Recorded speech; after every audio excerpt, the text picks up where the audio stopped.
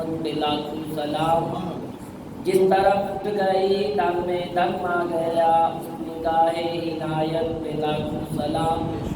مصطفیٰ جان رحمت پہ لاکھوں سلام، شمع بزم ہدایت پہ لاکھوں سلام۔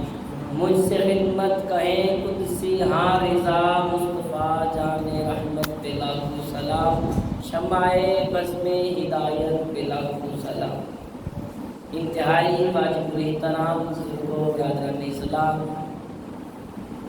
میری زندگی میں بہت زیادہ خوشیوں کا موقع بھی نصیب ہوا ہے، بہت خوشیاں دیکھی ہیں، لیکن اس پرفتن دور کے اندر فتنے ہی فتنے رونما ہو رہے ہیں۔ انتہائی مبارک کے مستحق ہیں ہمارے برادر جناب شمرے صاحب۔ اللہ جل شانہ کی بارگاہ میں دعا کروں اللہ تعالیٰ ان کی آنے والی زندگی ازدواجی میں آسانیاں پیدا فرمائے،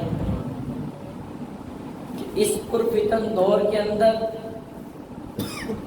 کہ جس وقت امت مسلمہ ایک بہت بڑے فتنے کا شکار ہے، ان فتنوں میں سے ایک فتنہ بے حیائی اور بیانی کا ہے، کہ جس میں بچے سے لے کر بوڑھوں تک تمامی احباب اس کی گرفت میں آ چکے ہیں۔ یہ ایسا فتنہ ہے بے حیائی اور فحاشی اور عریانی کا، ہمارے معاشرے کے اندر ہر چیز میں بنیادی کام یہی کیا جاتا ہے۔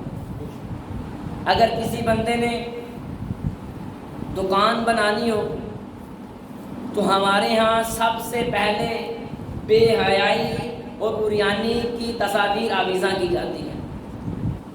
اگر آپ مارکیٹ کے اندر ایک اپنی استعمال والی چیز صابن لینے چلے جاتے ہیں، آپ کو اس کے اوپر بھی فتنہ نظر آ جائے گا کہ کس حد تک یہود و نصارہ نے ہمارے ذہنوں کے اندر، ہماری عقلوں کے اندر اور ہمارے دل کے اندر اور ہمارے ایمان کے اندر غلاظت داخل کرتی ہے کہ ہم جس طرف بھی اپنا قدم اٹھاتے ہیں پہلے ہمیں بے حیائی نظر آتی ہے۔ اس میں میں بھی شامل ہوں، مجھ سے لے کر محفل میں بیٹھے اور جہاں تک میری آواز جا رہی ہے، ہر بندہ اس فتنے کا آہستہ آہستہ شکار ہوتے جا رہا ہے۔ اس فتنے سے نکلنے کی انتہائی ضرورت ہے۔ یہ وہ فتنہ ہے کہ جس کی گرفت میں ماں بہن بیٹی کے اندر جو تمیز ہوتی ہے وہ آہستہ آہستہ ختم ہوتی جاتی ہے۔ اگر کوئی سکول ہوتا ہے، کالج ہوتا ہے، اس کے اوپر بھی ثقافتی نظام پر آپ مجھ سے زیادہ باشعور ہیں، مجھ سے زیادہ میڈیا دیکھتے ہیں۔ آپ کبھی کسی یونیورسٹی کے اندر چلے جائیں، کسی کالج کے اندر چلے جائیں، تو ہر ایک یونیورسٹی اور کالج اور جہاں تک کہ بچوں کے سکولوں کے اندر بھی ثقافت کے نام پر بے حیائی پھیلائی جا رہی ہے۔ ثقافت کے نام پر بے حیائی پھیلائی جا رہی ہے اور اعلان کیا جاتا ہے کہ آج کا یہ میلہ، آج کی یہ محفل جو ہم سجا رہے ہیں یہ ثقافتی میلہ ہے۔ اس ثقافتی میلے میں سب سے زیادہ جس بات کو لوگ سرعام کرتے ہیں اس کا نام بے حیائی ہے، اس کا نام بے حیائی ہے۔ اگر میں غلط ہوں تو مجرم ہوں، آپ مجھ سے زیادہ میڈیا دیکھتے ہیں۔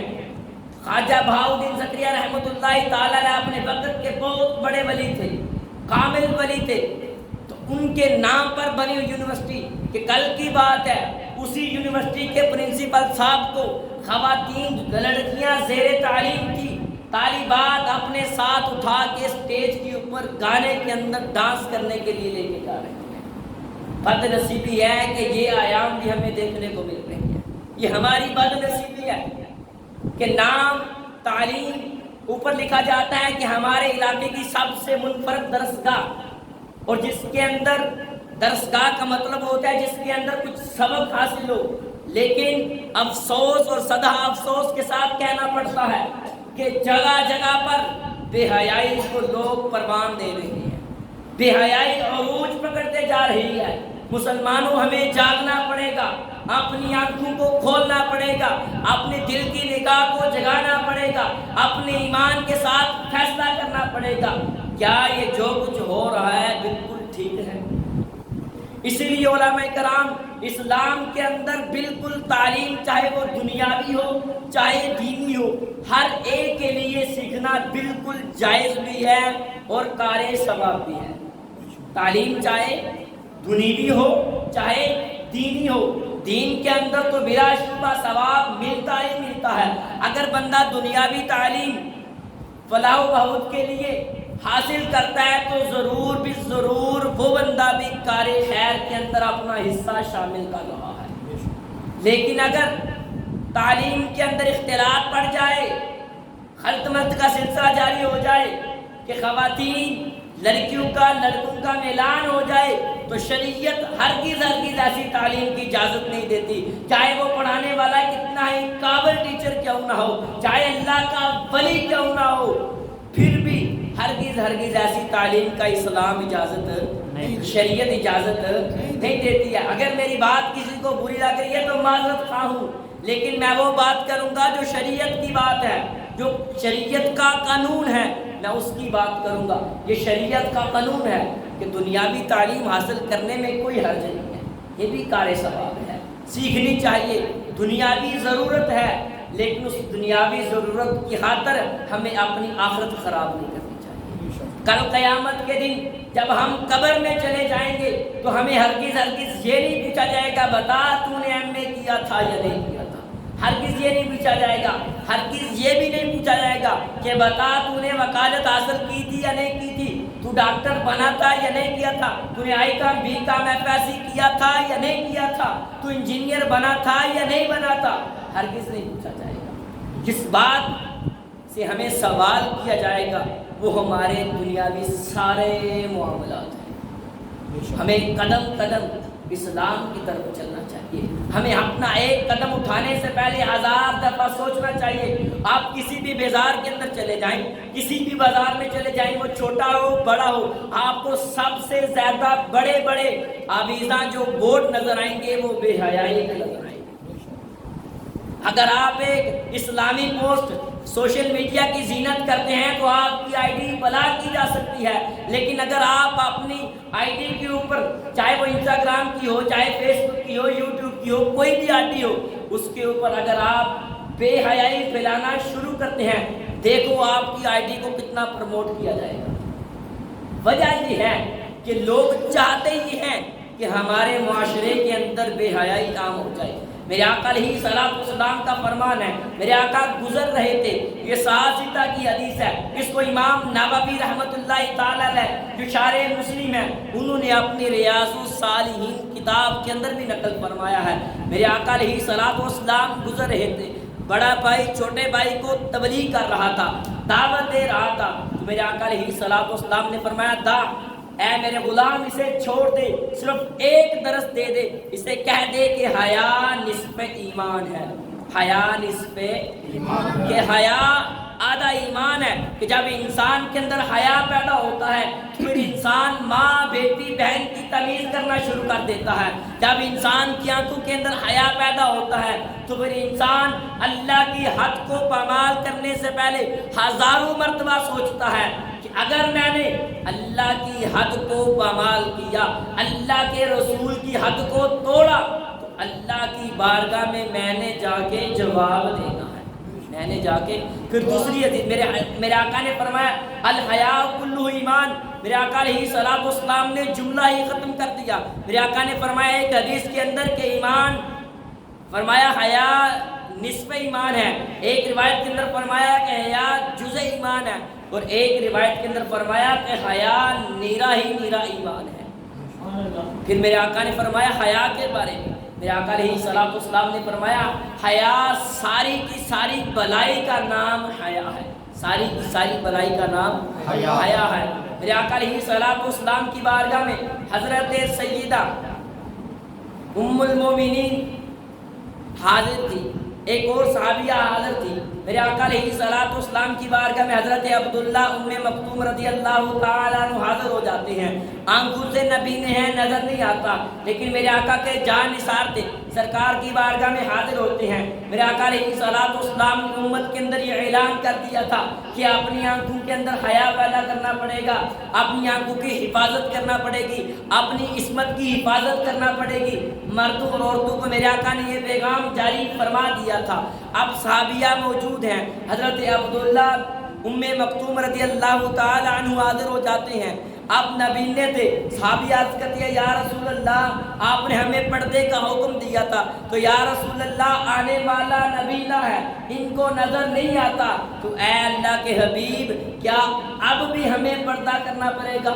تو میرے آقا نے جو جملہ ارشاد فرمایا تھا وہ میرے اور تیرے، وہ میرے اور تیرے لیے تھا، وہ کیونکہ وہ پاک دامن تھی، میرے آقا کی بارگاہ میں درسگاہ میں حاصل کرنے والی تھی، وہ کبھی فتنہ کا شکار نہیں ہو رہی تھی۔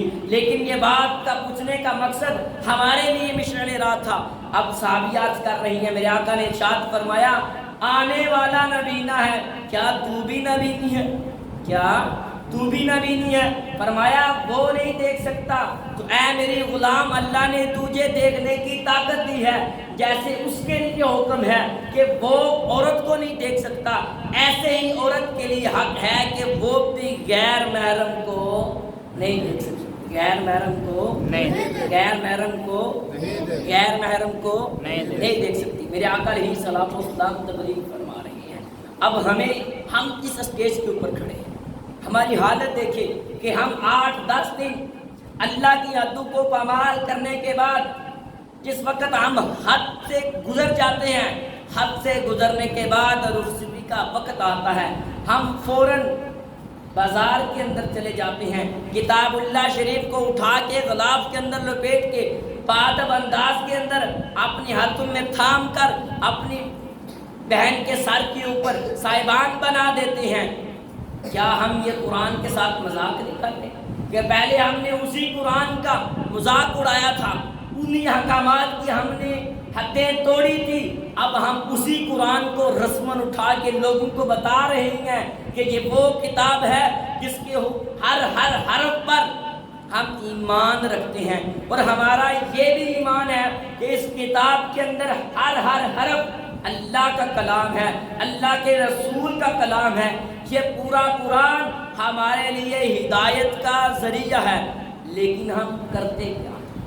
اس سے پہلے سرعام بے حیائی کرتے ہیں۔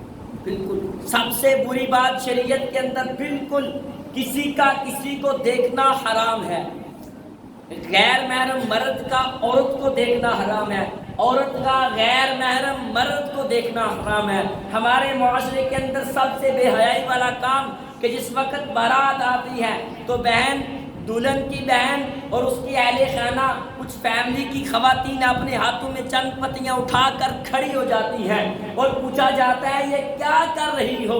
صدا افسوس کے ساتھ عرض کر رہا ہوں، جواب ملتا ہے، جواب یہ دیا جاتا ہے کہ ہم رسم کر رہے ہیں۔ ہم کیا کر رہی ہیں؟ ہم کیا کر رہی ہیں؟ تمامیہ پاک، ہم کیا کر رہی ہیں؟ رسم۔ وہ کھڑا ہونے والی ہماری بہنیں، ہماری بیٹیاں اور ہماری مائیں ہوتی ہیں، ہمارے معاشرے کے حصہ ہیں، لیکن کبھی بھی کسی انسان کے اندر یہ طاقت نہیں آئی کہ وہ منع کرے یہ بے حیائی کا کام ہے۔ جس وقت وہ کوئی نہ کوئی مذاق کرتی ہیں، وہ جو سالی ہوتی ہے وہ تو مذاق علیحدہ کرتی ہے، لیکن جو دلہن کی سہیلیاں ہوتی ہیں وہ سہیلیاں بھی سرعام اللہ کی حد کو پامال کرتے ہوئے، اللہ کی حد کو توڑتے ہوئے وہ بھی مذاق کرنا شروع ہو جاتی ہیں۔ تو جواباً جو لڑکے کے دوست ہوتے ہیں وہ جواباً جواب دے رہے ہوتے ہیں۔ کیا ایسے ہوتا ہے یا نہیں ہوتا؟ ہوتا ہے۔ تو شریعت کے اندر کس نے یہ اجازت دی ہے؟ کہاں سے آ گئی ہیں رسومات؟ یہ ہندو رسومات تھی، ہندوؤں نے، ہمارا ملک تو آزاد ہو چکا تھا لیکن ابھی بھی ہمارے ذہن کے اندر وہی جو ہندو کی رسومات تھی، ابھی بھی ہمارے ذہن کے اندر وہی آہستہ آہستہ ویوستھا ہوتے جا رہی ہیں۔ ہم دیکھتے ہیں یہ ان کا کام